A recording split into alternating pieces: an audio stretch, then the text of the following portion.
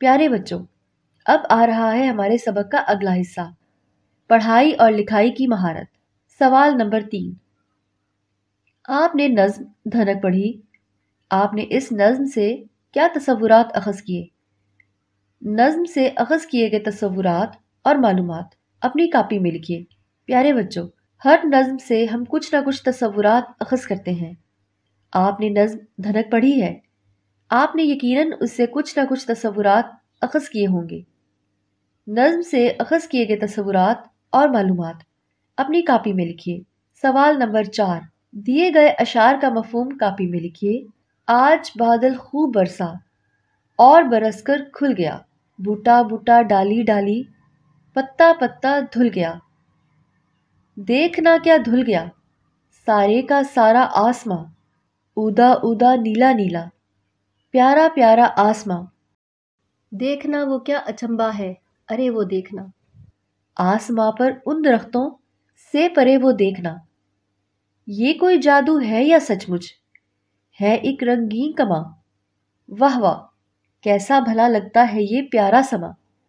پیارے بچوں، یہ اشعار فطرت کے ایک دلکش اور رنگین منظر کو بیان کرتے ہیں۔ شاعر بارش کے بعد کے تازہ اور خوبصورت منظر کو الفاظ کے ذریعے سے پیش کرتا ہے۔ اب ہم ہر شعر کا مفہوم باری باری بیان کریں گے۔ پہلا شعر، آج بادل خوب برسا اور برس کر کھل گیا، بوٹا بوٹا ڈالی ڈالی، پتا پتا دھل گیا۔ شاعر کہتا ہے کہ آج بادل خوب برسا اور بارش کے بعد موسم صاف ہو گیا، ہر بوٹا، ہر ڈالی اور ہر پتا بارش کے پانی سے دھل گیا اور چمک اٹھا۔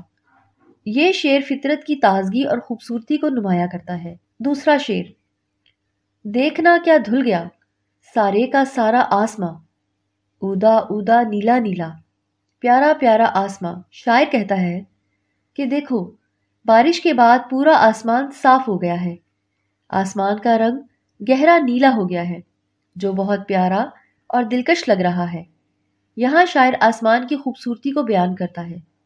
تیسرا شعر، دیکھنا وہ کیا اچنبا ہے، ارے وہ دیکھنا، آسماں پر ان درختوں سے پرے وہ دیکھنا۔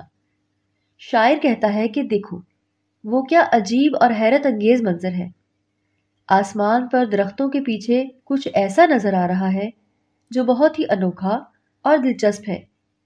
یہاں شاعر دھنک کی طرف اشارہ کرتا ہے جو درختوں سے پرے آسمان پر نظر آتی ہے۔ چوتھا شعر، یہ کوئی جادو ہے یا سچ مچ ہے ایک رنگی کماں، واہ واہ کیسا بھلا لگتا ہے یہ پیارا سما۔